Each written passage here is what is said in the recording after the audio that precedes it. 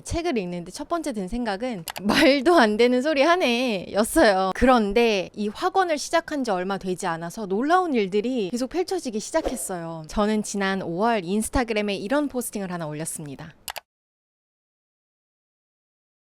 저는 그동안 끌어당김과 시크릿류 책은 관심도 없었을 뿐더러 읽어본 적도 없었는데요. 우연치 않게 조셉 머피의 끌어당김의 기적이라는 책을 접하고 믿져야 본전이지 하는 마음으로 끌어당김을 실천해보기로 결심했어요. 참고로 이 책은 시크릿보다 30년 앞선 끌어당김의 바이블이라고도 하더라고요. 그리고 이 책을 보시면 굉장히 두꺼워요. 무려 582페이지나 되는데 이 책의 주 내용은 수많은 사람들이 이 조셉 머피라는 사람의 조언대로 그 학원을 시작한 후 기적 같은 일이 일어났다라는 사례 중심의 책이에요. 예를 들면 가정에 불화가 있었는데 가정에 평화가 찾아온다든지, 그 파산 직전에 사람에게 돈이 흘러 들어온다든지, 이혼으로 굉장히 어려운 시기를 겪고 있는 사람인데 백마탄 왕자가 나타난다든지, 솔직히 사례 중심으로 이뤄진 이 책을 읽는데 첫 번째 든 생각은 말도 안 되는 소리 하네 였어요. 우선 여기 책에서 계속 언급하는 그 우주 에너지라는 단어에서부터 뭔가 거부감이 들고, 글을 쓰고 읽는 것만으로 어떻게 이렇게 기적 같은 일이 일어나는 거지?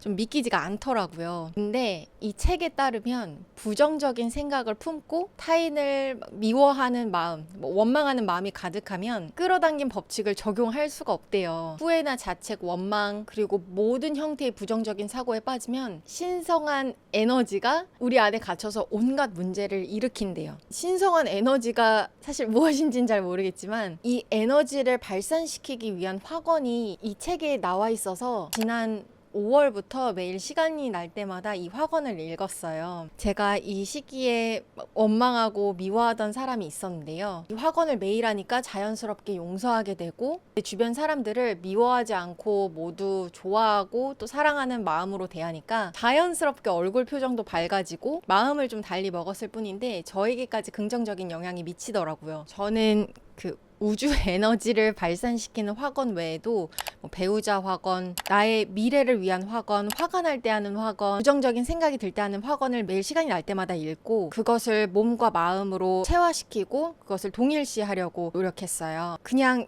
앵무새같이 읽기만 하면 효과가 없고 진심으로 그것을 믿어야 한대요. 그런데 이 화건을 시작한 지 얼마 되지 않아서 놀라운 일들이 계속 펼쳐지기 시작했어요. 첫 번째는 헤어진 남자친구와 재회를 한 것입니다. 저는 2년째 만나고 있는 남자친구가 있는데요. 작년 말에 서로 여러모로 막 사이가 좀 힘든 시간을 갖고 있었어요. 서로 막 미워하고 싫어하진 않는데 헤어질 수밖에 없는 상황이 계속 만들어지더라고요. 그런데 그와 헤어지고 배우자 화건을 시작했거든요. 저에게 좋은 사람이 오도록, 그에 맞는 또 제가 좋은 사람이 될 수 있도록. 근데 이 배우자 화건을 시작한 지 3일 만에 그와 재회를 하게 되었어요.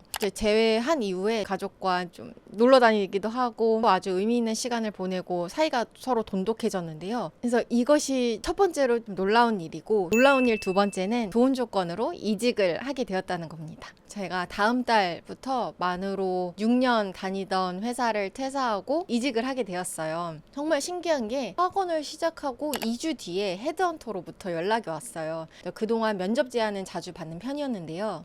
이번에도 열심히 준비하긴 했지만 큰 기대 없이 면접에 임했어요. 그리고 저는 1차, 2차, 3차 면접을 봤는데 그 면접을 앞두고 5분 전에 이 확언을 했는데요. 내가 이 회사 면접에서 떨어지더라도 붙더라도 나에게 좋은 방향으로 흘러가는 것이고 그에 따른 알맞은 선택을 할 것이고 모든 것이 잘 풀리리라고 생각을 하면서 이제 면접에 임했습니다. 면접 질문이 쉽지는 않았지만 제가 아는 내용이 나오더라고요. 그래서 신나게 면접에 임했고 최종 합격하게 되었습니다. 제가 6년 동안 한 직장에서 일하니까 사실 매너리즘에도 빠지고 또 업무가 수월해져서 도전적이고 새로운 업무를 하고 싶던 찰나였는데 좋은 기회가 온 거예요. 또 놀라운 일 세 번째는 제가 좋은 조건으로 전셋집을 구하게 되었다는 거예요. 사실 저는 자취를 시작하고 그동안 월세로만 살아왔어요. 막 서울에서 그나마 좋은 조건으로 전세를 살려면 보증금이 꽤 많이 필요했는데 저희 눈높이에 맞는 서울